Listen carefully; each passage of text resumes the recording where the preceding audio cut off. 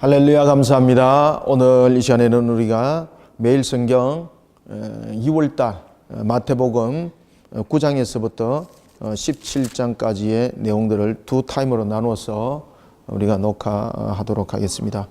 마태복음에 보면은 이제 예수님께서 산상수훈을 통하여 마태복음 5장부터 7장까지 내용을 통하여 산상수훈에 관한 내용들을 우리에게 전해주고 있습니다.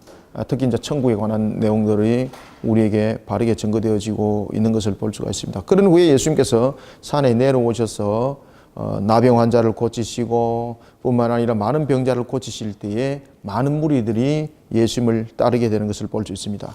그때에 예수님을 따랐던 무리들, 8장에 이제 그 내용들이 등장하죠. 무리들은 사실은 자신들의 어떤 목적의식을 위해서 인위적인 측면에서의 예수님을 따르는 그런 모습이었습니다. 그때 예수님께서 너희들이 나를 따르려면 모든 것을 내려놓고 나를 따라야 된다. 그래 너희들이 세속적인 어떤 목적의식을 가지고 나를 따르면 안 된다. 나를 따른다는 것은 누울 곳이 없는 것처럼, 인자가 누울 곳이 없는 것처럼 나를 따른다는 것은 바로 고난의 역사가 함께 있다는 것을 너희들은 알아야 된다. 이것을 통해서 예수님의 공생애가 바로 우리의 죄를 대속하기 위한 고난의 십자가가 놓여 있다는 것을 우리에게 보여주게 됩니다. 자, 이런 후에 예수님께서 이제 제9장에 보면은 이제 공생의 사역들을 이루어갈 때에 오늘 특히 이제 마태복음 9장에는 보면은 예수님께서 죄인들 향하여서 일으켰던 이제 걸음들이 이제 본격적으로 우리에게 설명이 되어지고 있습니다.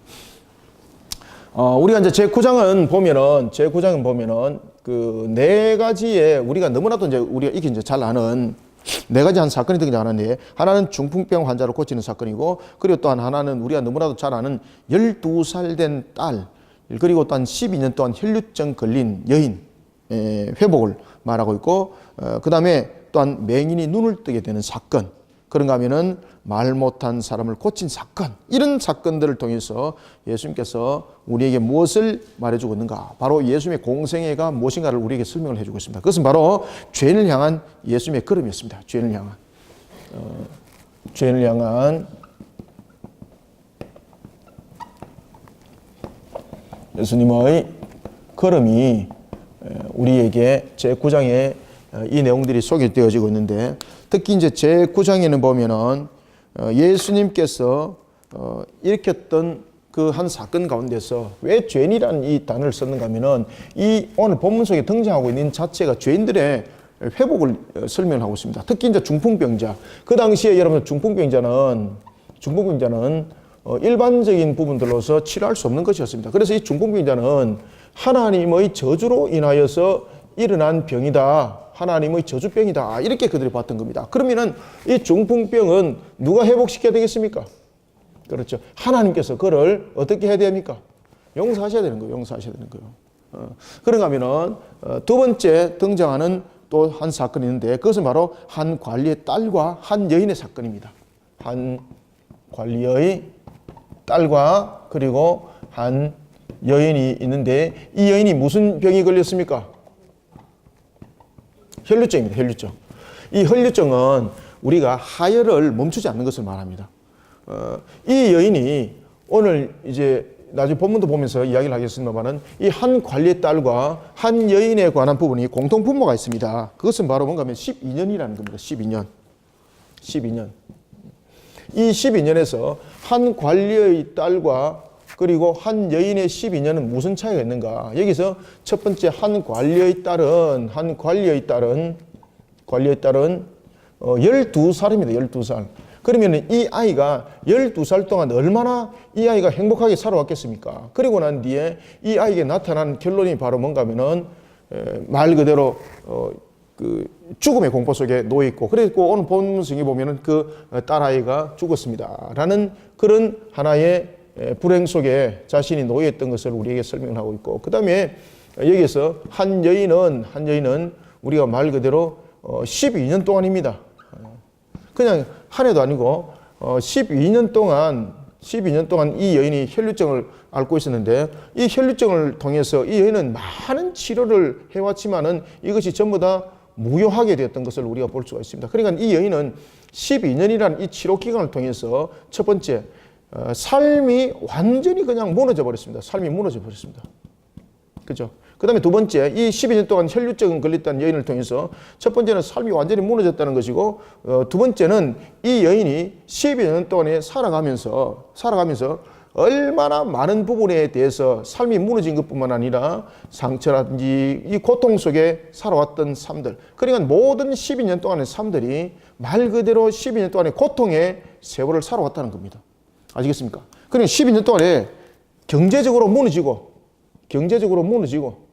그 다음에 육신적으로 그리고 정신적으로 완전히 고통 속에서 12년을 살아온 여인. 그래서 여기서 말하는 12년이라는 것은 우리가 굉장히 중요한 의미를 가지고 있습니다. 이것은 말 그대로 완전수에 관한 부분들을 우리에게 설명하고 있습니다. 그러면은 한 관리의 딸은 행복한 12년을 살아왔는데 지금은 불행한 하나의 결론을 맺고 있다는 것이고, 그 다음에 이 또한 한 여인은 12년 동안 그저 온전한 삶이라고는 살아본 역사가 없는 그런 불행한 삶들을 살아왔다는 이야기입니다. 그래서 이 12년을 파괴합니다. 파괴. 이 12년에 보면은 관리에 따른 12년의 행복한 삶을 살아왔는데 여기서 행복한 삶이 멈춰져 버렸습니다. 그죠? 여기서 행복이라는 것이 멈춰져 버렸습니다. 이 여인은 이 속에서 12년이라는 불행을 살아왔었습니다. 그러면은 예수님께서 이 땅에 우리 죄인을 향하여서 오신 걸음은 바로 무엇인가? 바로 이 내용들을 우리에게 설명을 하고 있습니다. 예수님께서 이 한 여인의 회복과 그리고 관리의 딸의 회복을 통해서 예수님께서는 우리에게 무엇을 설명해 주고 있는가? 중풍병자 환자를 향해서는 저주에 관한 용서, 그죠? 용서, 회개의 부분들을 우리에게 담고 있는가 하면은 이 한 관리의 딸과 이 혈류증을 통해서는 예수님께서 무엇을 설명하고 있습니까? 흑암 가운데 놓여진 영혼의 구원. 여기서 조금 더 우리가 세부적으로 말씀드리면은 영혼의 흑암의 권세를 깨트립니다. 그래서 여기 12년 사건이 그것을 우리에게 설명을 해주고 있습니다. 자, 그런가 하면 또 한 사건은 우리가 어떤 사건이 등장합니까? 예수님께서 제자를 부르고 금식 논쟁은 조금 이따 설명하겠습니다. 그리고 난 뒤에 27절부터 보십시오. 27절부터 우리가 31절까지는 어떤 내용을 다루고 있습니까? 맹인이 눈을 뜨죠. 맹인이 눈을 뜨는 것.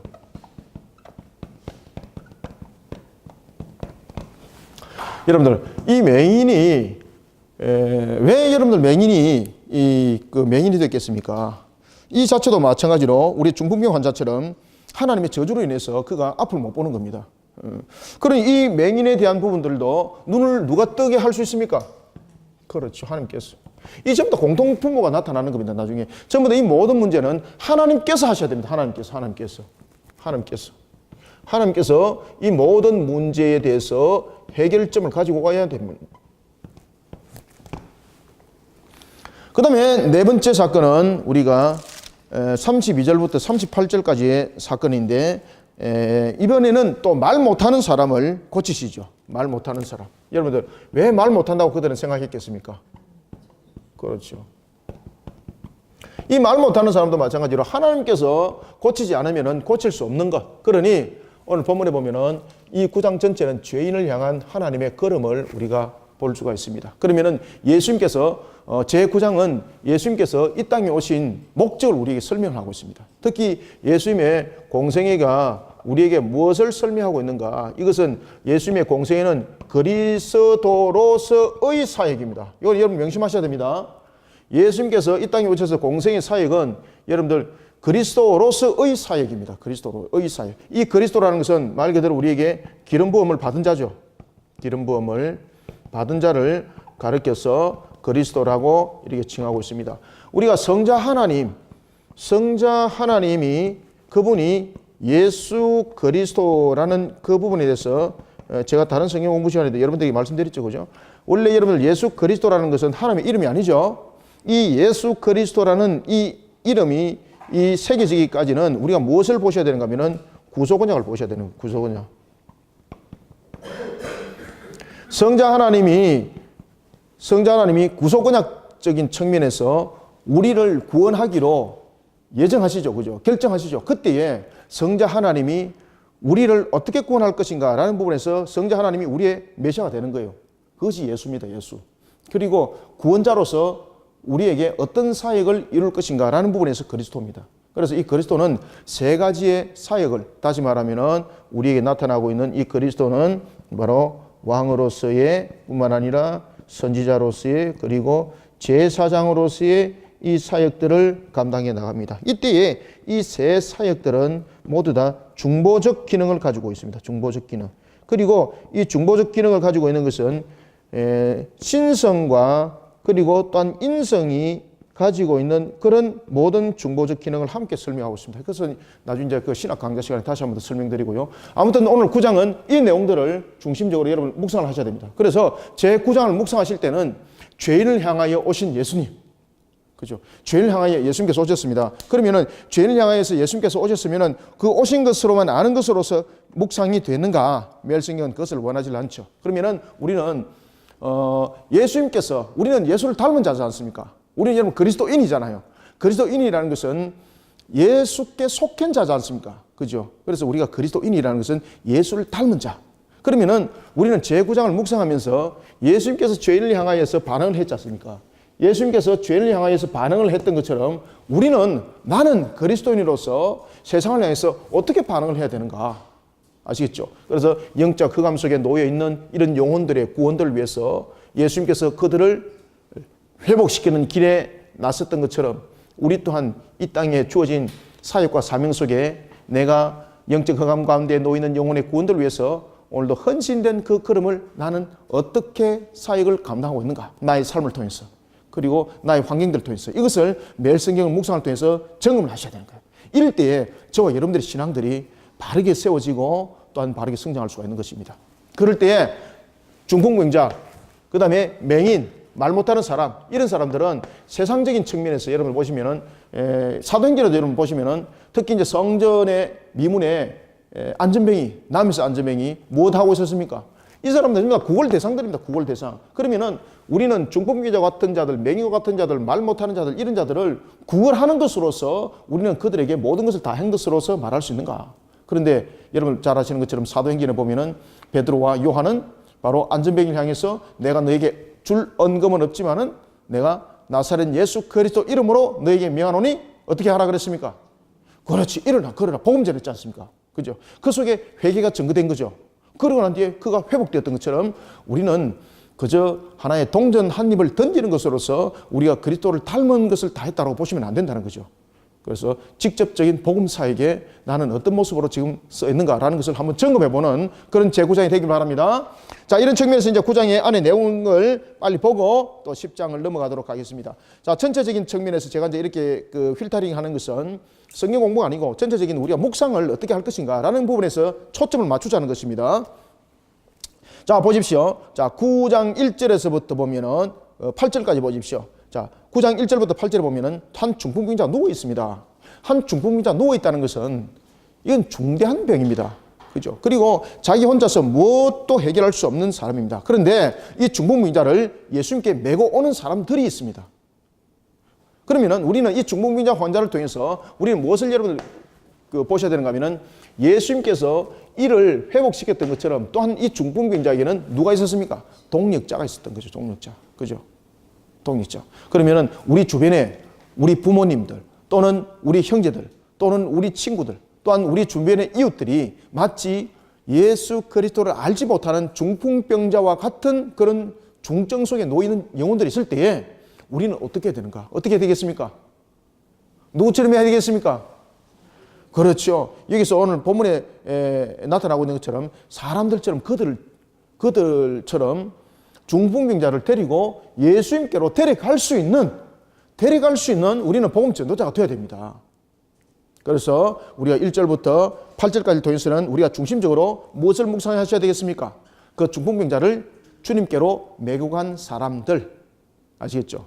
그래서 그 메고 간 사람들, 그러면서 예수님은 그를 치료시켰었죠. 그죠? 그러니까 우리가 이것을 종합적으로 우리가 분석을 할 때에 우리는 1절부터 8절 통해서 묵상할 때는 나는 그 중풍병자를 메고 가는 그런 복음 전도자였는가?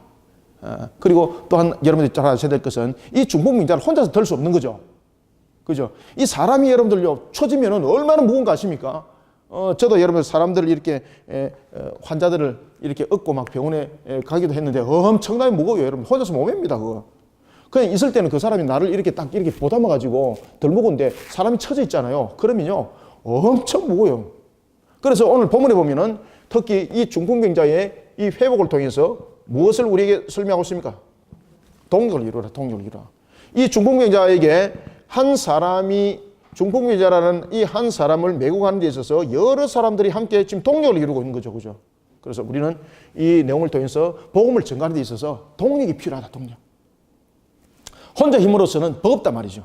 그래서 동력을 이루어서 하나님의 사명을 감당하는 자가 되어라. 이것이 또한 1절부터 8절의 내용이기도 합니다. 그래서 1절부터 8절은 두 가지에 크게 묵상을 하셔야 됩니다. 첫 번째는 나는 이와 같은 중풍병 환자와 같은 그런 내 주변의 사람들을 정말 주님 앞으로 인도하고 있는 그런 역할을 하고 있는가.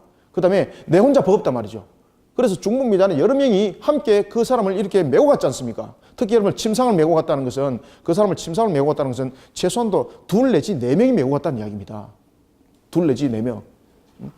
그럴 때에 우리는 복음 전도에 있어서 또한 우리가 효과적 전도라고 할 수도 있는 것이 있는데, 그것은 바로 동력을 이루는 복음 전도 사역.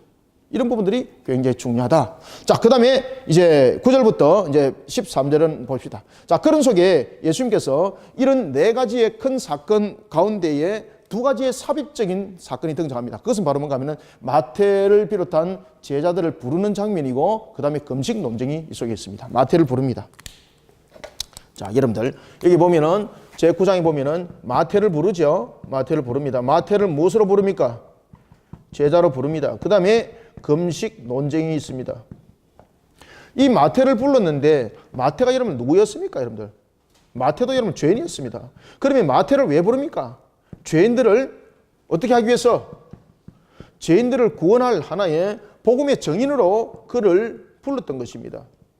그런데 우리가 놓여 있는 현상들을 보면 이런 금식 논쟁과 같은 이런 가정스러운 모습의 신앙들의 모습을 하고 있는 것을 가지고 다시 한 번 더 우리에게 일깨워주고 있는 것도 있습니다. 그래서 우리가 9절부터 13절까지는 보면은 예수님께서 죄인을 부릅니다. 그죠? 죄인을 부릅니다. 마태도 여러분들 죄인이지 않습니까? 그런데 그를 불러서 왜 하나님께서는 제자로 사용하는가라는 것은 인간이 죄로 인하여서 일어났던 그 상황들 속에 인간이 우리의 구원을 위하여 예수님께서 오셨지만은 그럼에도 불구하고 우리가 주님께서 주신 그 사명 사역을 함께 감당해야 될 값이 우리에게 있는 겁니다.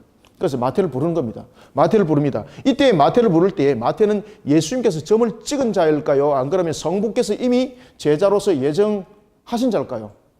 그렇죠. 이미 성부께서, 그래서 우리는 예수님께서 제자를 삼았다고 이렇게 말을 하지만은 보다 더 정확한 단어를 쓰면은 예수님께서 제자를 부른 겁니다. 삼은 것이 아니라. 예수님께서는 제자를 불렀을 뿐입니다. 누가 제자를 삼았습니까? 성부께서. 그래서 제가 여기서 중보적 기능이라고 썼죠. 그죠? 예수님께서 여러분 중보적 기능이라는 것은 성부의 뜻을 이어서 그대로 실행하시는 분입니다. 그래서 예수님은 중보적 사역을 감당할 때에 자신의 어떤 사리사적인 판단 속에서 결정하지 않습니다. 모든 것을 아버지 뜻을 이루는 것, 그 다음에 우리의 죄를 대속하는 측면에서의 중보자입니다. 그래서 제가 여기 딱 써놓은 겁니다. 중보적, 신성, 인성 이 부분들을 아시겠죠, 그죠? 그래서 제자를 부른 것도 신성적인 측면에서 중보적 측면의 중보적 기능. 자, 묵상하세요. 그래서 제자를 부를 때도 예수님께서 자신이 신성으로서 불렀습니다. 그럼에도 불구하고 아버지의 그 사명을 감당하는 측면에서 중보적입니다. 여기서 제자를 부른 것도 중보적 기능적인 측면에서 신성의 역할을 감당한 거예요. 이게. 이런 것을 함께 여러분들이 묵상하셔야 됩니다. 그래서 예수님께서도 이렇게 말씀하십니다. 자, 10절 마태를 왜 불렀다고 말하고 있습니까?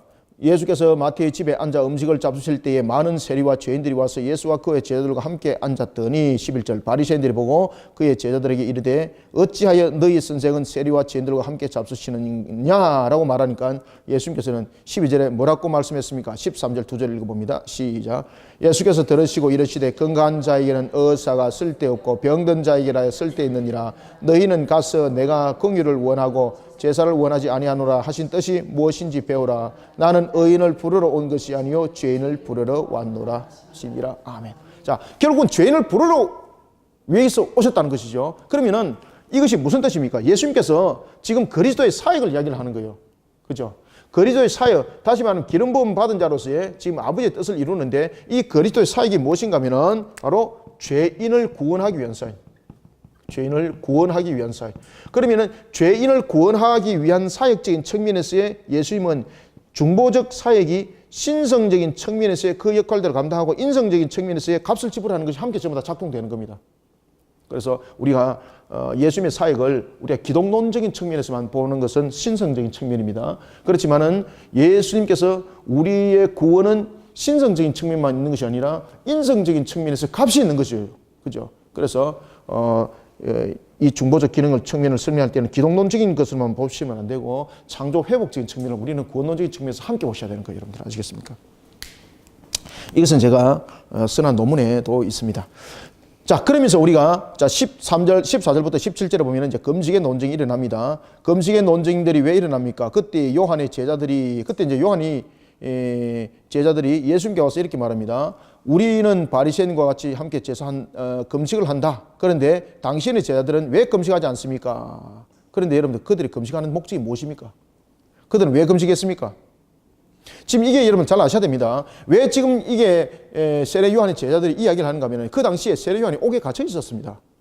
옥에 갇혀 있다 보니까 스스로의 어떤 그 문제들에 대해서는 타결점이 나오질 않았습니다. 그래서 다시 말하면 지금 예수님께 지금 태클을 거는 겁니다. 이게 이 장면이. 그래서 예수님과 예수님의 제자들은 죄인들과 오히려 어울려서 먹고 있지만은 우리의 스승은 하나님께서 주신 사명을 감당하다가 지금 옥에 갇혀 있는데 너희들이 지금 하는 행동이 지금 잘못됐다. 지금 이 뜻인 거죠. 그래서 예수님께서는 뭐라고 말씀하시는가 하면은 자신이 이 땅에 온 목적을 설명하는 겁니다. 그러면서 자신이 이 땅에 온 목적의 설명과 함께 세례 요한의 목적도 함께 설명하고 있습니다.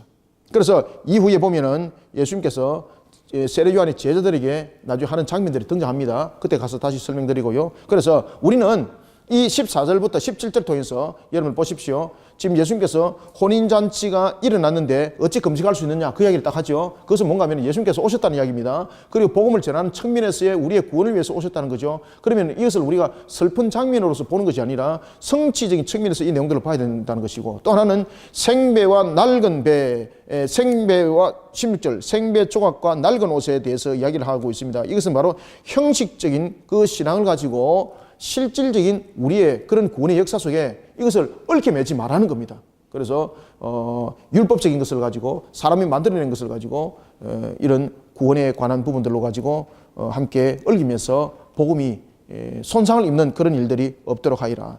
다시 말하면 우리가 이제 이 묵상을 통해서 여러분들 아셔야 될 것은 새 포도주는 낡은 가죽 부대에 넣으면 안 된다. 이게 이제 무슨 뜻인가 하면은 포도는 여러분 자연 발화가 일어납니다. 그래서 이 포도는 낡은 부대에다가 새 포도를 넣게 되면 낡은 부대가 터지게 되어 있습니다.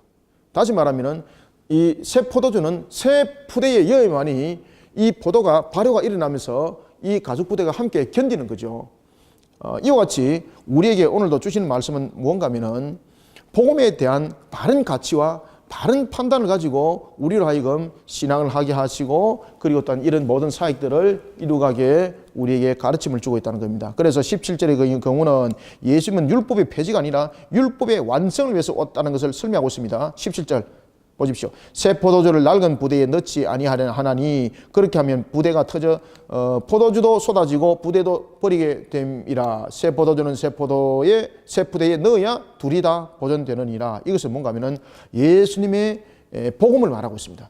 그래서 예수님께서 이 땅에 오신 목적을 말하고 있습니다. 다시 말하면은 예수님께서는 포도를 터뜨려서 길거리에 쏟아부으려고 온 것이 아니다.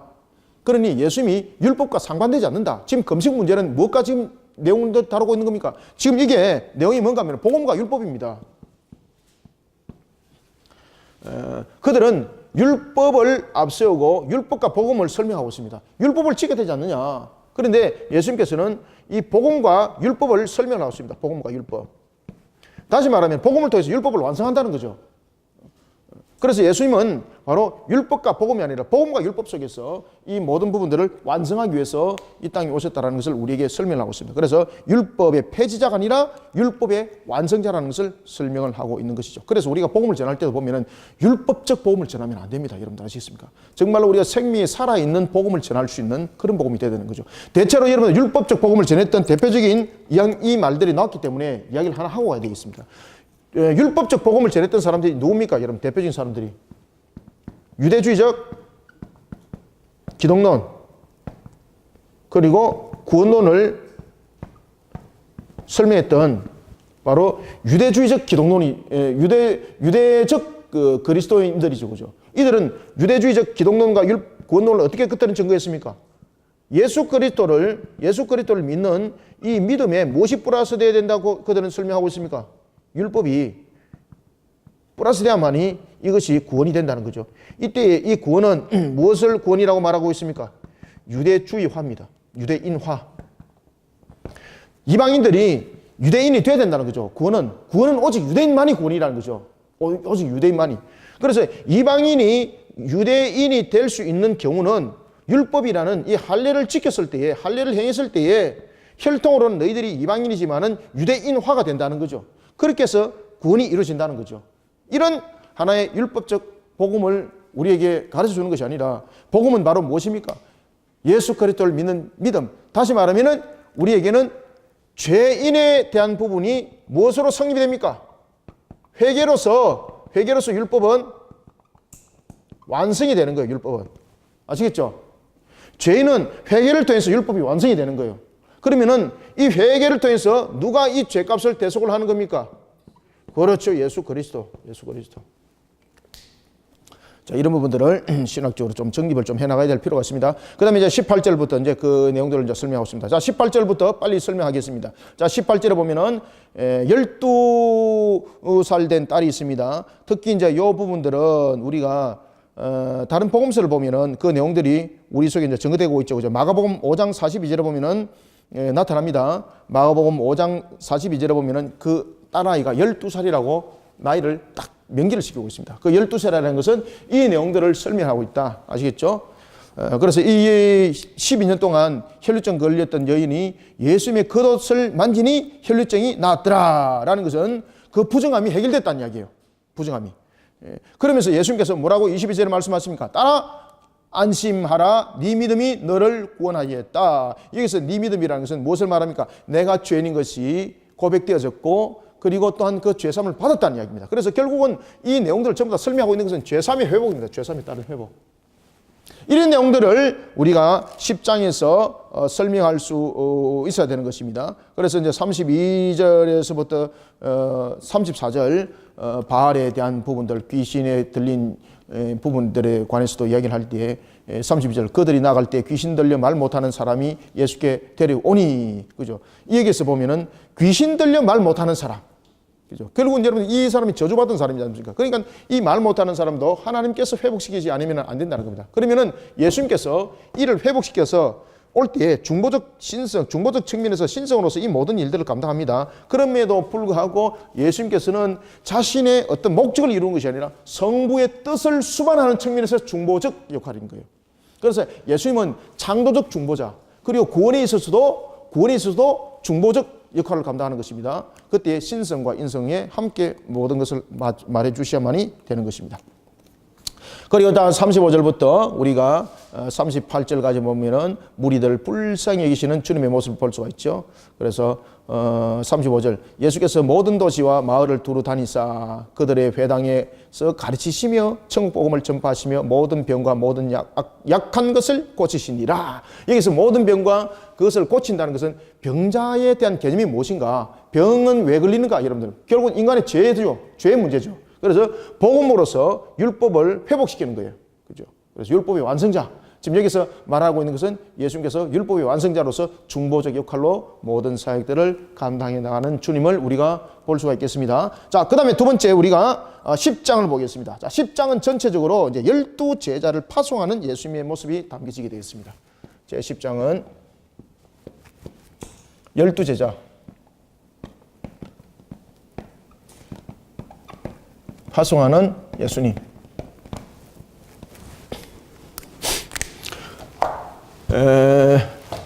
12제자를 여러분들 파송하기 위해서는 12제자를 또 불러야 되지 않습니까? 그래서 예수님께서 제자들을 부르는 장면 속에서도 우리가 나타나고,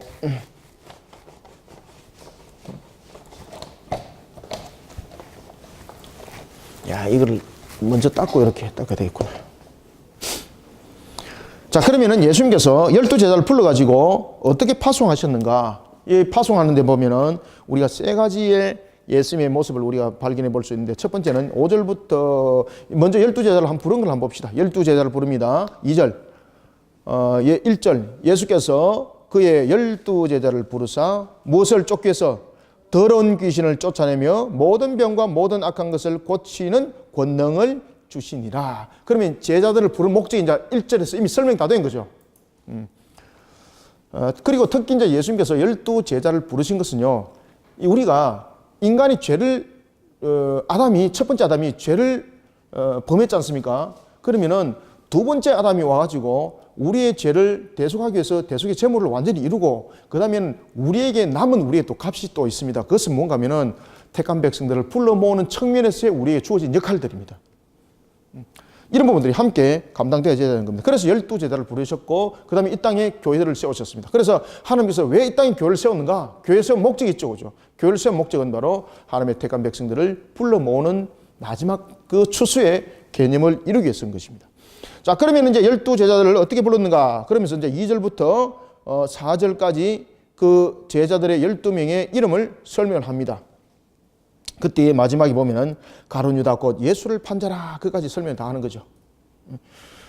그리고 이제 5절에 보면은 예수께서 이 12를 내보내시며, 그때 여러분 12를 보낼 때에 예수님께서 그냥 보냈습니까? 아니면은 12를 가르쳤습니까? 오늘 1절 보십시오. 12를 제자들을 하나님께서 주신 사명을 감당하는 측면에서의 그 역할자로서 사역들을 그들에게 부여하고 또한 내보낼 때에 예수님께서는 먼저 그들을 가르칩니다. 여러분들 아시겠습니까? 그래서 우리는 여러분들 이 16장 묵상을 통해서 12제자를 파송하는 예수님의 이 모습을 통해서 우리가 공동체든 누구든 우리는 반드시 깨달아야 될 것은, 파송이라는 것은 그냥 이루어지는 것은 안 된다는 겁니다. 이 파송이라는 것은 영적 전도가 그 속에 함께 있습니다. 그래서 우리가 전도 현장 속에 나갈 때도 반드시 여러분들 우리가 먼저 교육이 되어져야 됩니다. 그래야지 아니하고 군사로 우리가 길러지지 않았는데 오늘 그냥 예수님을 영접을 했습니다. 알지 못한 상태에서. 그래서 이 사람이 사회적으로 인기가 많아요. 이 사람이 가면은 사람들이 많이 모여요. 여러분, 그것은 온전한 전도 방법이 아니죠. 제일 먼저 중요한 것은 이 사람이 전도자로 바로 세워지는 가르침의 과정을 항상 거쳐야 됩니다. 예수님께서도 12사도들을 세울 때에 사도로 바로 안 세웠습니다. 여러분들 아시겠습니까? 그들을 가르치고 그들을 사도로 세웠습니다. 그리고 지금 파송을 하는 거예요. 그래서 제일 중요한 것은 여러분들 가르쳐야 됩니다. 첫 번째는 가르침과 파송입니다. 우리가 복음을 전가하는 측면에서 복음 전도자가 되기 위해서는 우리에게 무엇이 우리에게 복음이고 무엇이 우리가 증거해야 될 내용인가를 우리는 가르침 받아야 됩니다. 가르침 받지 않는 상태에서 복음이 아니죠. 자기 생각이죠. 그죠? 그런데 자기 생각 속에는 잘못된 것도 있고, 그 다음에 오히려 마귀가 그에게 생각을 줘서 오히려 복음을 방해하는 경우도 있고 말이죠. 그래서 너무나도 중요한 것은 우리가 주님께서도 제자들을 불렀습니다. 그 다음에 그들에게 가르쳤습니다. 그리고 난 뒤에 파송했다는 사실을 여러분 기억하시길 바랍니다. 자, 5절 한번 봅시다. 예수께서 이 12를 내보내시며 명하여 이르시되 이방인의 길로는 가라, 가지 마라. 그렇죠. 가지 마라. 사마리아인의 골로 들어가지 말고 오히려 이스라엘 집에 이른 양에게 가라. 이 말은 무슨 말인가 하면 이방인은 전도하지 마라, 이 말이 아닙니다. 지금 이게 주는 우리에게 교훈적인 측면은 뭔가 하면 복음의 전진성을 말하고 있습니다. 이 복음의 전진성을 이야기를 할 때에 복음의 전진성을 유대인들을 통해서 이방인들로 가도록 한 것이 하나님의 뜻입니다. 여러분들 아시겠습니까? 그래서 제자들을 부를 때에 누구를 불렀습니까? 유대인들을 불렀잖아요. 그죠? 이것은 예수님께서도 중보적 역할을 감당할 때에 성부의 뜻을 이어가는 것이죠. 그래서 예수님께서 지금 이 말씀을 하시는 것은 성부께서 이 모든 것을 이루어가는 측면에 이루는 질서입니다. 지금 질서. 그래서 유대인이 특별하기 때문에 그런 것 아닙니다. 왜 지금 그 이야기를 하고 있겠습니까? 바로 창세기 12장 누가 등장합니까? 아브람. 그래서 이 복음의 전도자의 역할에 대한 것들, 12제자를 세우는 것들, 이 모든 것들이 누구에 연결되어 있다는 이야기입니까? 아브라함의 언약과 연결되어 있다는 이야기입니다.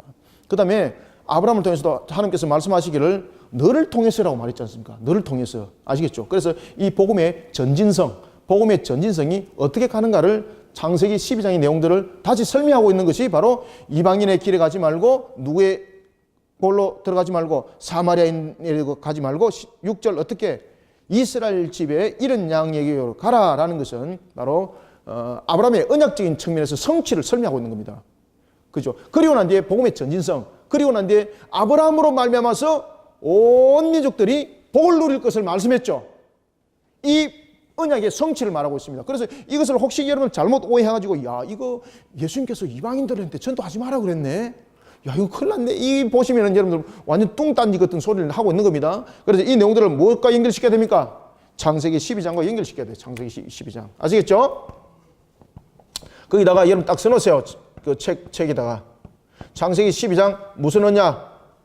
그렇죠. 아브라함의 언약과 이 내용들을 연결시켜 주셔야 된다. 연결시켜 주셔야 된다. 왜 그렇습니까? 하나님께서 복음의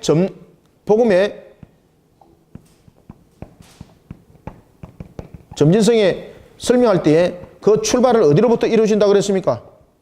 아브라함의 혈통으로부터 일어난다 이랬습니다. 그래서 그 예언의 성취를 말하고 있는 겁니다. 그래서 이것은 예언의 성취.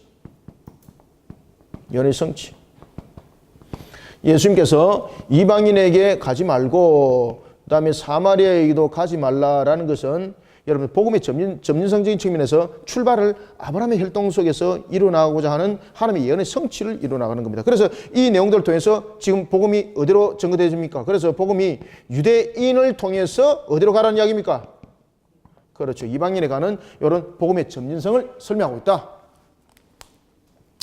자, 그 다음에 그러면은 이런 가르침을 받았습니다. 아시겠습니까? 그래서 이런 가르침을 바르게 알아야 되는 거예요. 그러니까 예수님께서 여러분 보시면 사도행전 1장 8절에서 너희들은 예루살렘과 유대와 어디? 그렇죠. 사마리아 가라 그랬잖아요. 그 다음 또 어디까지 가라 그랬습니까? 땅까지 가라 그랬잖아요. 근데 이들은 유대인화 속에 혈통의 그냥 구원을 그들은 착각을 하고 앉아 있는 거예요.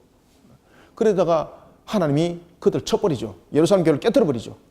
그러면서 나타났던 사건이 바로 스데반 집사의 순교였습니다. 그러면서 예루살렘 교회가 흩어지고 그러면서 복음이 전파되어지고 그리고 안디옥 교회가 세워지고 이런 교회들이 점진성 속에서 일어나죠. 그것이 바로 복음의 점진성. 그러면서 그 복음이 어디까지 왔습니까? 우리나라까지 왔잖아. 우리나라까지. 아시겠습니까? 그 복음의 점진성. 그 속에서 우리나라까지 왔단 말이죠. 자, 그래서 두 번째로 중요한 것은 뭔가 하면 파송받은 자의 자세가 중요합니다. 파송받은 자. 그러면 이런 가르침을 받았습니다. 이런 가르침을 받았으면은 파송받은 자의 자세가 어떻게 되는가? 두 번째는 10장이 그것을 설명하고 있습니다. 첫 번째는 가르침과 파송이고 두 번째는 파송받은 자의 자세는 어찌해야 되는가? 여러분들 파송받은 자는 자세가 어떻게 되겠습니까? 오늘 본문에 보면은 사리사욕을 꿈꾸지 마라. 왜냐하면 우리가 복음에 파송되어진 것은 나의 뜻을 이루기 위해서 나의 성취를 위해서 파송된 것이 아니라 아버지의 뜻을 이루기 측면이지 않습니까? 그래서 여기서 보면은 항상 중보적 역할이 굉장히 중요합니다. 중보적 역할. 복음에 있어서 제일 중요한 것은 중보적 역할입니다. 중보적 역할. 그리스도로서 중보적 역할을 했던 것처럼 우리는 제자로서 중보적 역할을 감당을 해야 되는 거예요. 그렇다 그래서 우리는 스스로 중보자 될 수 없습니다. 왜? 예수님이 이미 중보자지 않습니까? 그래서 우리는 그리스도인입니다. 그리스도인이기 때문에 예수를 닮은 중보자죠. 그죠? 스스로 중보자가 아니라. 그래서 파송받은 자의 자세는 5절부터 15절에서 설명하는데 어떻게 해야 되는가? 자, 5절 이방인에도 가지 말고 사마리아 고을도 가지 말고 6절 이스라엘 집에 이런 양을 찾으러 가라. 그러면서 자, 천국이 가까웠다는 것을 전해라. 지금 다른 거 전하면 안 된다는 거죠. 너의 상식과 너의 지식을 전하라는 것이 아니라 무엇을 전하라는 겁니까? 그렇죠. 천국복음을 전하라. 이것은 바로 뭔가 하면은 천국이 가까웠다는 것은 양날의 금의 말씀을 선포하는 겁니다. 천국이 왔다는 것은 무엇도 함께 있습니까? 심판도 함께 있다는 겁니다. 천국이 가까웠다는 것은 곧 천국뿐만 아니라 백보자 심판을 함께 말하는 거죠. 그래서 복음에는 항상 양날의 금입니다. 복음은요, 예수 믿으면 잘 삽니다. 이건 복음이 아닙니다, 여러분들요. 천국이 가까이 왔느니라, 이건 복음입니다. 그러면 천국이 가까이 왔다는 것은 무엇을 말하고 있습니까? 양날의 금을 말한다. 심판과 구원을 함께 말하고 있다. 천국에 가까워하느니라. 그러면서 자 보십시오. 9절. 너희 전대에 무엇을 넣지 마라. 그렇죠. 사리 사욕 취하지 마라. 그 다음에 여행을 갈 때 배낭이나 옷을 몇 벌 가지지 마라. 그렇죠. 2벌이나 신이나 지팡이를 가지 말라. 그것은 왜? 일꾼으로서의 하나님을 향한 믿음을 가지라 이 뜻입니다. 이거는 왜? 그 필요와 공급을 누가 준다? 그렇죠. 하나님 준다는 거죠. 하나님 준다. 그래서 우리가 주의 사역을 감당할 때 특히 우리 교회가 이 장점이죠. 우리 교회는 여러분 하실 그 주의 일들 할 때 보면 예산이 없는데 어떤 사람은 제보고 막 야 너무 무식하게 밀어붙인다라고 말하지만은 여러분 요대로 지금 하는 겁니다. 무식한 대로 밀어붙이는 것이 아니라 오늘도 주님께서 보십시오. 배낭이나 옷 2벌 신 지팡이를 가지지 말라. 이것은 뭔가 하면은 여기서 말하는 여러분 지팡이라는 것은 2가지의 기능이 지팡이입니다. 하나는 자신의 하나의 그 지위를 나타내는 그런 지팡이가 있고 또 하나는 양들을 지키는 그런 지팡이가 있고 그래서 여기서 말하는 이 지팡이라는 자신의 사리 사욕을 챙기는 그런 지팡이 그런 부분들을 전부 다 내려놓으라는 이야기입니다. 모든 필요한 부분들은 누가 공급하신다? 하나님께서 공급하신다. 이것을 믿어라. 그래서 복음을 전가하는 파송자의 자세는 여러분이 잘 아시는 것처럼 먼저 아버지의 뜻을 이루는 하나님의 뜻을 이루는 그 자세가 되어 있어야 되는 것이고 두 번째는 믿음이 있어야 된다. 믿음이 있어야 된다.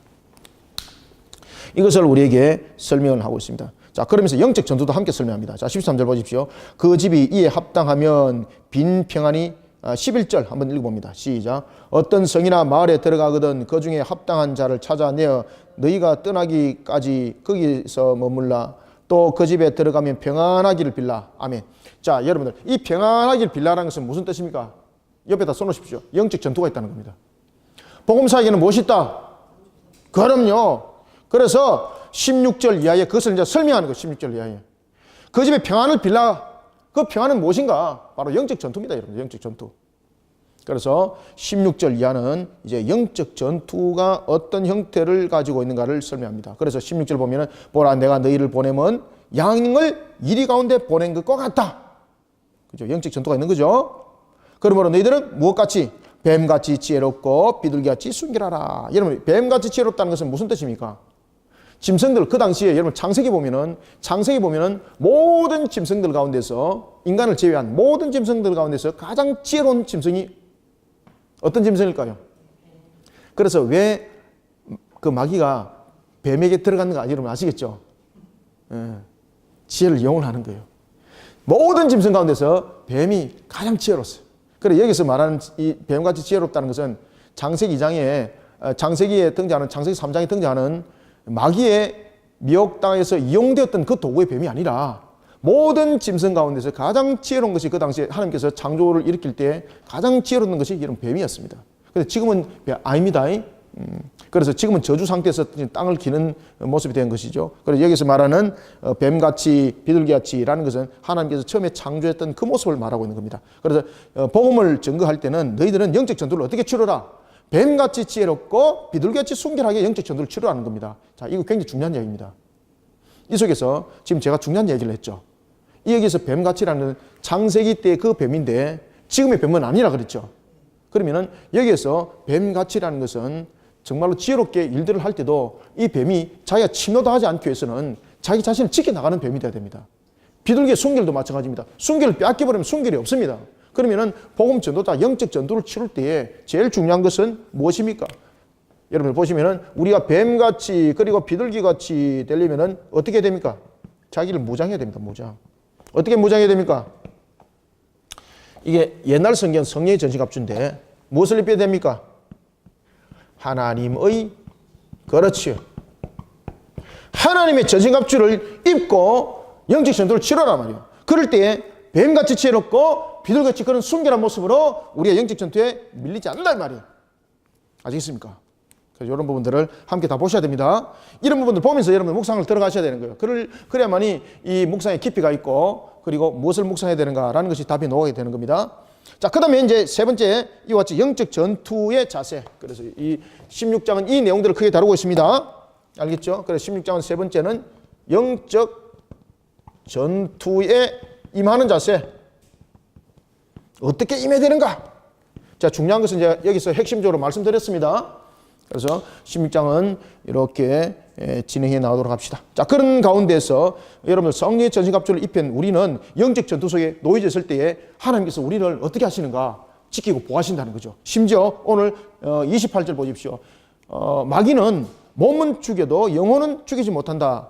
마귀는 여러분 몸도 죽일 수 없고 영혼도 죽일 수 있는 능력이 없습니다. 그렇지만 마귀가 사람을 죽일 때는 다른 사람의 몸을 통해서 우리 몸을 죽이도록 이용을 하는 거죠. 그죠? 가인이 아벨을 죽였던 것처럼 말입니다. 그렇게 하지만은 그럼에도 불구하고 우리의 영혼을 죽일 수가 없는 거예요. 그래서 우리의 영의 상태라는 것은 아주 중요하다는 것을 설명하고 있습니다. 그러면서 또한 이렇게 말합니다. 참새 2마리가 있는데 정말로 우리가 값으로도 가장 싼 값으로 살 수 있는 참새, 그것도 땅에 떨어지는 거 하나님께서 허락해야 된다. 마찬가지로 참새보다도 더 귀한 너희들이 하나님의 사명 사역을 감당하는데 내가 그냥 두겠는가? 그냥 두지 않는단 말이에요. 그래서 우리는 영적 전투를 어떻게 치러라? 하나님의 전지갑주를 입고 영적 전투를 치르는 자가 되어야 된다. 이것을 10장에서 3가지가 묵상돼야 됩니다. 크게 3가지를 여러분들이 묵상하시면 되겠습니다. 그래서 우리가 영적 전투는 그러면은 어떻게 우리는 치르는 것이 하나님의 전지갑주를 입히는 것인가? 그것이 바로 여러분들요 38절입니다. 별표를 딱 쳐놓으십시오. 38절, 39절. 37절부터 39절까지 3개를 별표를 쳐놓고 우리 한번 읽어봅시다. 3절을 시작. 아버지나 어머니를 나보다 더 사랑하는 자는 내게 합당하지 아니하고 아들이나 딸을 나보다 더 사랑하는 자도 내게 합당하지 아니하며 또 자기 십자가를 지고 나를 따르지 않는 자도 내게 합당하지 아니하니라. 자기 목숨을 얻는 자는 잃을 것이요 나를 위하여 자기 목숨을 잃은 자는 얻으리라. 아멘. 자, 영적 전투, 전지갑주가 어떻게 입혀져야 되는가 우리에게 설명하고 있습니다. 다시 말하면 하나님을 사랑하는 신앙, 그리고 십자가의 길, 그리고 또한 자신의 목숨을 살아가는 것이 아니라 아버지의 뜻을 이루는 측면에서 이런 예수를 닮은 중보적 역할들을 하는 것이 중요하다. 그런 속에 우리는 중보적 사역들이 일어나는 것입니다. 우리는 여러분 스스로 중보자가 될 수 없는 겁니다. 모세 시대는 중보자가 모세였죠. 그죠? 예수님이 오신 이후는 오직 중보자는 예수님입니다. 그러면 우리는 중보라는 단어를 쓸 수 있는 것은 뭔가 하면 예수님을 닮은 중보적 역할을 하는 겁니다. 우리가. 자, 그런 가운데 이제 11장은 바로 그리스도의 사역을 이루어 가시는 예수님의 모습을 담고 있습니다. 11장 조금 빨리 진행하겠습니다. 너무 여기서 좀 길어져 버려가지고 제 11장은 그리스도로서의 사역을 이루어 가시는 예수님, 그리스도의 사역을 이루어 가시는 예수, 그리스도로서의 사역을 이루어 가시는 예수님. 예수님은 그리스도로서 그 사역들을 어떻게 이루어 갔는가? 크게 2가지로 보면 됩니다. 영혼을 일깨우는 사역을 하셨고 회개 사역을 하셨습니다. 2가지 사역입니다. 그래서 우리가 11장을 통해서는 이 2가지가 크게 묵상돼야 됩니다. 예수님은 그리스도 사역을 어떻게 이루어 갔다 그랬습니까? 첫 번째는 영혼을 일깨우는 사역. 그 다음에 2번째는 무슨 사역입니까? 회개의 사역. 자, 예수님께서 영혼은 어떻게 일깨웠습니까? 가르쳤죠. 그죠? 가르치는 사역. 가르치는 사역을 통해서 하나님의 나라를 가르칩니다.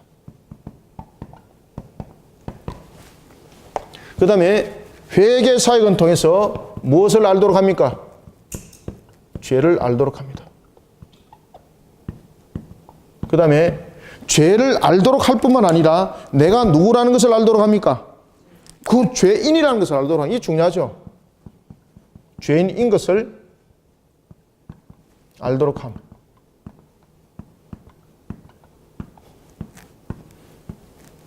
이것이 중요하죠. 이 2 사역을 11장에서 그리스도 사역을 통해서 중심적으로 이루어갑니다. 자, 한번 봅시다. 제가 앞에서 이야기 드렸죠. 그죠? 요한에 관한 내용들을, 세례 요한에 관한 내용들 뒤에서 설명한다고. 자, 11장에 그 내용 다루고 있습니다. 자, 세례 요한이 옥에 갇혔습니다. 이 세례 요한이 제자들이 예수님이 하는 행동을 보고 불만을 하는 겁니다. 분명히 세례 요한이 옥에 갇혔는데 만약에 예수님이 세례 요한이 말했던 그 메시아 같으면은 지금 누구를 구하러 가야 됩니까? 요한을 구하러 가야 됩니다. 왜냐하면 요한은 오실 메시아를 증거했던 사람이었거든요. 그러면은 억울함 속에 갇혀 있잖아요. 그럼 메시아는 억울함을 해결하고 그 모든 것들을 회복시키는 자로서의 역할이었거든요. 그런데 그것을 하지 않는 거예요. 그러니까 세례요한의 제자들도 불만이 있었지만은 세례요한도 궁금했던 거예요. 야, 정말로 예수님이 메시아가 맞는지 예수님에게 한번 확인을 해봐라. 그때에 그래서 세례요한의 제자들이 묻습니다. 자, 11장 3절 예수께 여짜오되 오실 그이가 당신이 오니까 우리가 다른 일을 기다리오리까. 바로 이 말이 제가 방금 설명했던 그 내용입니다. 이게. 그러니까 예수님께서 이렇게 말씀합니다. 내가 지금 너희들이 무슨 말을 하고 있는가 알고 있다는 거죠. 세례요한도 자신이 옥에 갇히다 보니까 지금 상황이 흔들려 버린 겁니다. 정말로 예수님이 메시아가 맞는지 중심이 잃어버린 겁니다. 그러니 그를 따랐던 제자들은 더 했던 거죠. 그때 예수님께서 자신이 메시아라는 것을 어떻게 증거합니까? 그래, 내가 메시아 맞아, 이렇게 증거 안 합니다. 내가 메시아인 것을 지금까지 해왔던 사역을 돌아보면서 너희들은 내가 메시아인 것을 깨달아라. 그러면서 예수님께서 이렇게 말씀하십니다. 내가 누구를 고쳤다?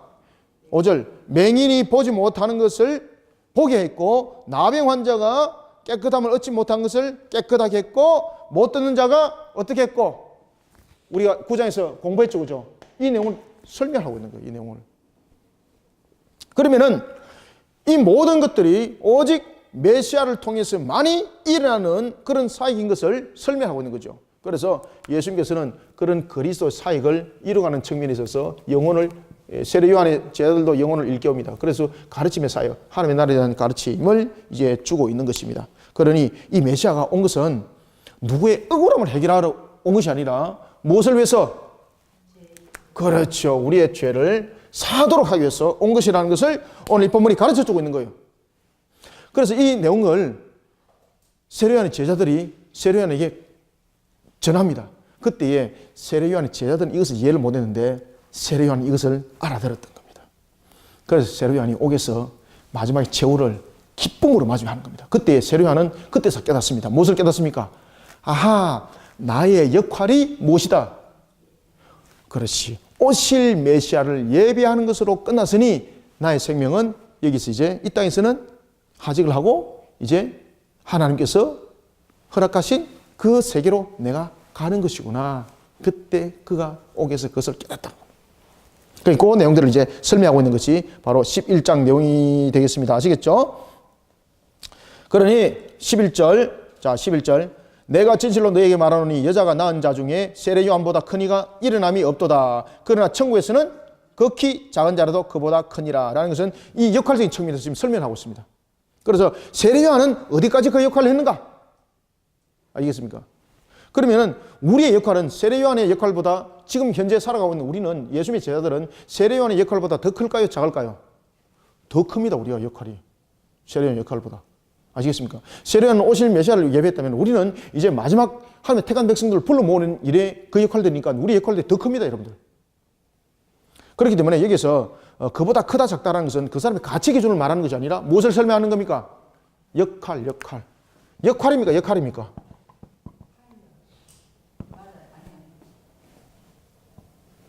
예, 역할. 예, 역할. 세계에서 제일 좋은 글자가 한글입니다. 그래서 여기서 말하는 것은 11절 천국에는 극히 작은 자라도 그보다 크니라라는 것은 무엇을 말하고 있다? 역할을 말하고 있다. 역할. 우리는 세례요한보다 여러분 역할이 더 큽니다. 그렇죠? 그것은 세례요한보다도 우리가 더 위대하다는 것이 아니라 우리가 이 땅에 주어진 그 사명들에 대한 내용들을 설명하고 있는 거예요.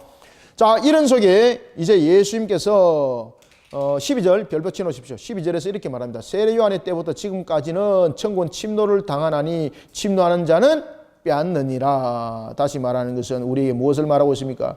다시 말하면 우리로 하여금 영적 강력한 전투를 통해서 우리는 천국을 향해서 돌진하는 그런 제자도의 길도 우리 속에 함께 놓여졌다는 겁니다. 그러니까 우리의 역할들이 더 큰 겁니다.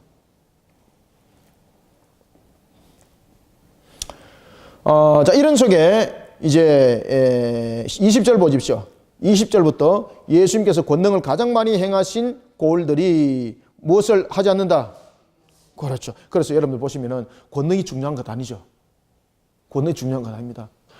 아무리 그래서 여러분들 기적과 이적을 많이 베풀어도 여러분들 회개치 않는 자들은요, 오늘 본문 보십시오. 더 많은 것을 베풀었지만 오히려 회개치 않더라는 겁니다. 그때 예수님께서 그들을 책망하시면서 21절 읽어봅니다. 시작. 화 있을진저 고라시나 화 있을진저 베세다야 너희에게 행한 모든 권능을 두로와 시돈에서 행하였더라면 그들이 벌써 베옷을 입고 제 앉아 회개하였으리라. 아멘. 계속해서 여러분 지역성을 통해서 우리에게 설명을 해주고 있는 것은 다시 말하면은 우리에게 일어나고 있는 이 회개라는 것도 지식으로 일어나는 것이 아니라 회개라는 것도 다른 것으로서 일어나는 것이 아니라 우리가 죄인인 것을 알았을 때 회개가 일어나는 것이었고 또 하나는 죄인인 것이 알아지는 것은 결국은 하나님의 나라 가르침 속에서 여러분 일어나는데 그것은 오직 택한 백성만이 그것을 깨닫고 알고 회개가 일어난다 이 말이에요. 그래서 우리의 구원은 어떤 기적을 보고 내가 따른다 그래서 우리의 구원이 일어나는 것이 아니라 진정한 죄삼, 회개를 통해서 우리의 구원이 일어나는데 이것은 기적과 이적을 보고 나타나는 것이 아니라 하나님의 택한 백성에게 주어지는 그 은혜로 말미암아서 이 회개함은 일어난다는 것을 우리에게 설명을 해주고 있습니다. 자, 이런 속에 우리가 11장을 여러분들이 묵상하셔야 됩니다. 그러니 11장 28절에 보면 수고하고 무거운 짐진 자들아 다 누구에게 오라? 이거는 무슨 뜻입니까? 수고하고 무거운 짐진 자들아 여러분 다 내게로 오라. 이건 무슨 뜻이에요 여러분들요? 바로 이겁니다. 이거 수고하고 무거운 짐진 자들아 다 내게로 오라. 이거 주님께 와가지고 뭐 쉬라 이 말입니까? 내게로 오라 내가 너희를 쉬게 하리라. 이거는 안식입니다. 마지막 안식. 이 바로 여러분들에게 말씀드리는 시안과 새 땅을 말하고 있습니다. 죄삼 회개를 말하고 있습니다. 이거는. 그래서 여기서 수고하고 무거운 짐진 자들은 바로 누굽니까? 죄 가운데 놓여있던 영혼들입니다. 그러면 그들이 주님께 어떻게 올 수가 있습니까? 회개를 통해서. 그럼 내가 너희를 쉬게 하리라. 주님의 구원은 우리의 구원은 이렇게 이루어진다는 겁니다. 그래서 28절을 별별 쳐놓으면서 이것은 우리의 구원의 과정을 설명하는 겁니다. 이게. 우리가 지금 살아나가는 것은 왜 수고하고 무거운 짐을 질 수밖에 없습니까? 창세기 보면은 무엇이 있습니까? 가시와 엉겅퀴, 그죠? 창세기 4장에 가시와 엉겅퀴 있죠? 가시와 엉겅퀴가 있기 때문에 우리는 수고하고 무거운 짐을 질 수밖에 없는 거예요. 그러면 이 문제를 해결해야 된다는 거죠. 그러면 이 문제가 우리가 어떻게 해결합니까? 예수님께서 우리의 죄를 대속하셨죠. 그죠? 죄사함. 그래서 우리는 예수 그리스도를 믿는 믿음 속에서 무거운 짐을 그리고 또한 수고를 내려놓을 수 있는 거죠. 그리고 다 내게로 오라는 것은 회개입니다. 그리고 어떻게 주님께 올 수 있습니까? 하나님의 택한 백성입니다. 하나님의 택한 백성의 구원론을 우리에게 설명을 해주고 있는 것입니다. 자, 이런 가운데 이제 제12장은 우리에게 안식일에 대한 바른 가르침입니다. 안식에 대한 바른 가르침과 하나님의 나라의 열매에 관해서 이야기를 하고 있습니다. 자, 여러분들 열매는 나무는 열매를 보고 알죠? 제12장은 제12장은 안식에 대한 바른 가르침과 하나님의 나라의 열매입니다. 안식에 대한 바른 가르침과 그 다음에 우리가 하나님 나라의 열매, 하나님 나라의 열매에 관해서 그 내용들을 우리에게 설명하고 있습니다. 자, 1교시는 우리가 12장까지만 하고 2교시부터 13장부터 15장까지 하도록 그렇게 하겠습니다. 자, 그러면 우리가 안식일에 대한 바른 가르침에 대해서 이야기를 할 때에 자, 그 내용들을 먼저 10절을 한번 읽어봅시다. 10절 읽어보시면은 한쪽 손 마른 사람이 있는지라 사람들이 예수를 고발하여 물어 이르되 안식일에 병 고치는 것이 옳으니까. 이게 여러분 사람 판단입니다. 이게 사람 판단입니다. 안식일에 대한 바른 가르침을 주기 위해서 예수님께서는 이 손 마른 자를 첫 번째 고치죠. 그죠? 손 마른 자를 고치십니다. 첫 번째 사건은 손 마른 자를 고치심. 그 다음에 두 번째는 우리가 또 이제 그 이후에 이제 쭉 보시면은 33절에 보면은 열매로 알리라라는 것을 통해서 하나님의 나라에 대한 바른 가르침을 또 줍니다. 열매로 알리라. 열매로 알리라. 그리고 또한 12장에서 세 번째는 이제 뒤에 이제 넘어가면 38절에 있습니다. 신실하지 못한 신앙.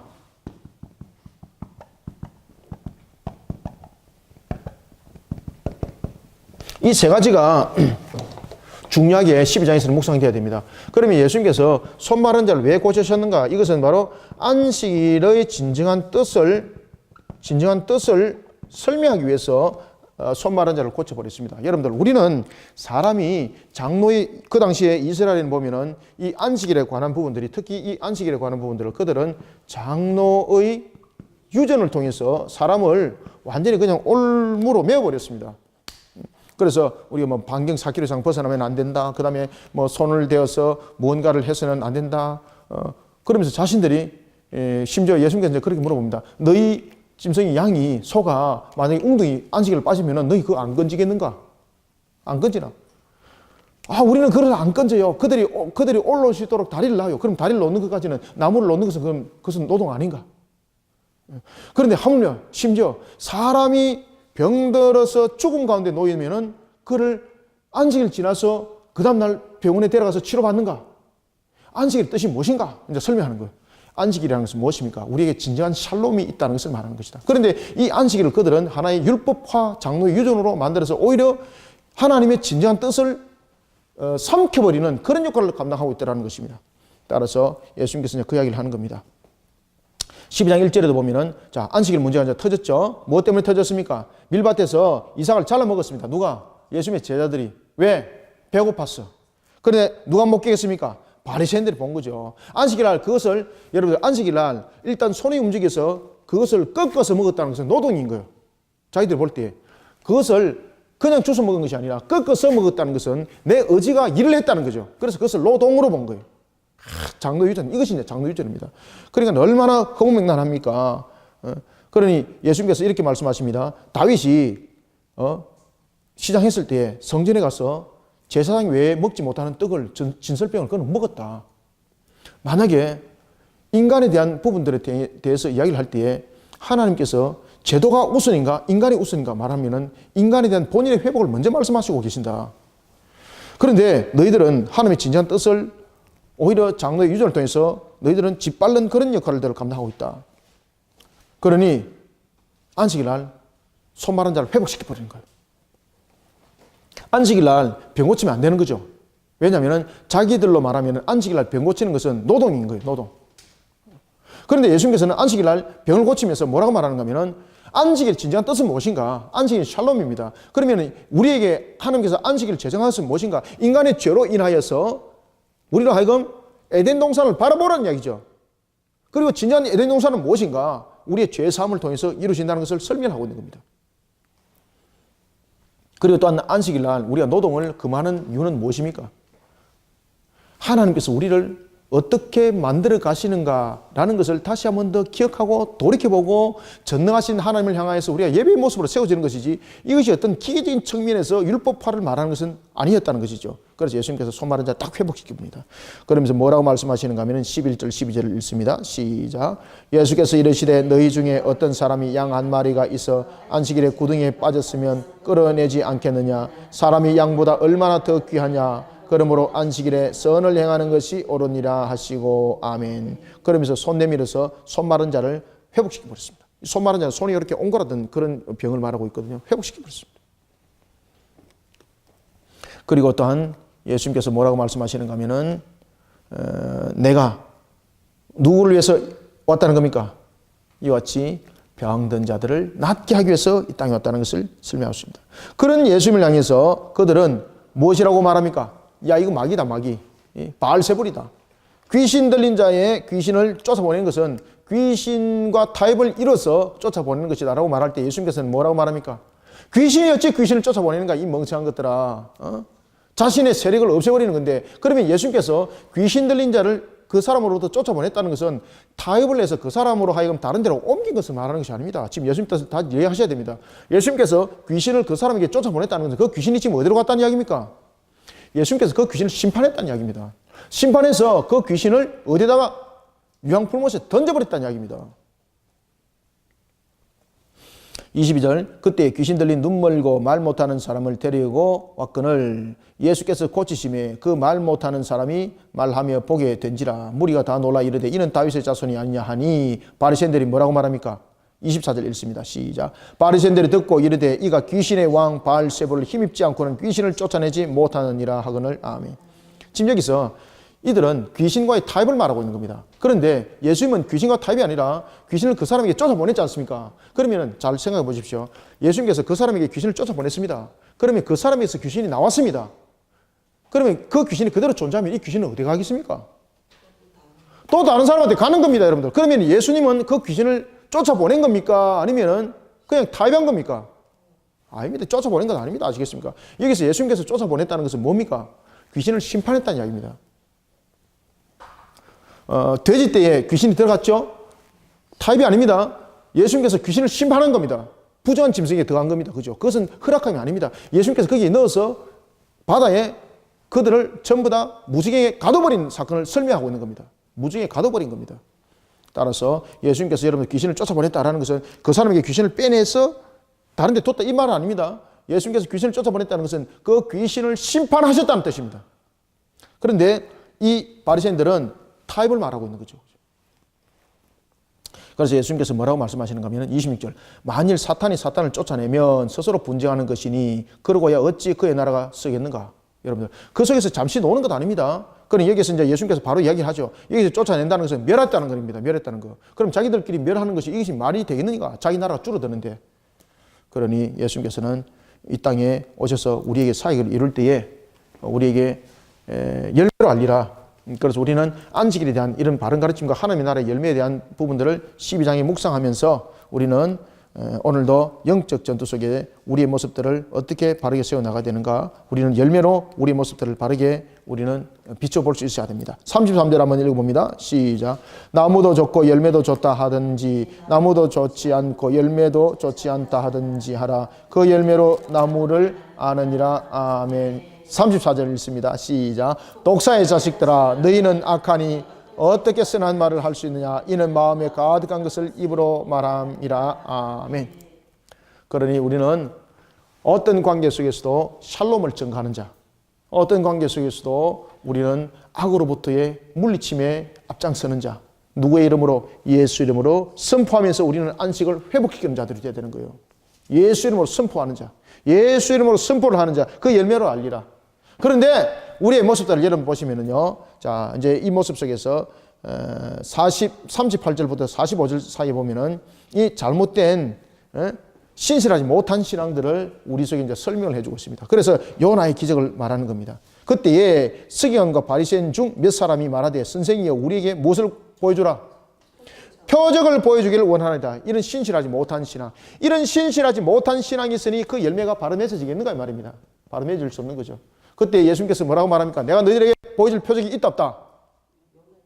없습니다. 너희들에게 말할 것은 오직 요나의 표적이다. 요나의 표적은 무엇입니까? 3일 동안에 그 배 안에 큰 물고기 배 안에 있다가 다시 물고기 배 밖으로 놓은 사건, 이것이 바로 예수님께서 말한 3일 만에 부활 사건을 말하고 있습니다. 내가 너희들에게 앞으로 보여줄 표적은 바로 무엇인가? 이라는 것은 예수님께서 이렇게 말씀합니다. 내가 메시아로 온 목적이 뭔가를 설명할게 이 뜻입니다. 내가 메시아로 온 목적을 그러면 설명할게. 너희들에게 보여줄 이적은 이것밖에 없다는 것은 메시아로서의 사역의 끝을 말하고 있는 겁니다. 내가 메시아로서 우리의 인간들의 죄를 사하기 위하여 내가 대속하여 죽을 것이고 그리고 3일 만에 다시 살아나는 이 대사건, 이 표적을 너희들이 볼 것이다. 그래서 너희들에게 대답할 것은 이 표적밖에 없다. 요나의 표적밖에 없다라는 것은 앞으로 일어날 그리스도의 사역이 어떻게 일어날 것인가를 설명을 하고 있습니다. 자, 이런 속에 이제 예수님의 제자, 예수님의 어머니와 형제들이 예수님을 찾아 나서게 되는 거죠. 그죠? 46절부터 보면은 예수님의 어머니와 동생이 뭐라고 말합니까? 여러분 보시면은, 형님 때문에, 너 때문에 참 여러 가지 부분에 집안에 많은 어려움을 겪고 있다. 그죠? 예수님께서. 그러니까 여러 부분에서 지금 압력이 왔다는 거죠. 그때 예수님께서 뭐라고 말씀하시는가 하면 50절 읽습니다.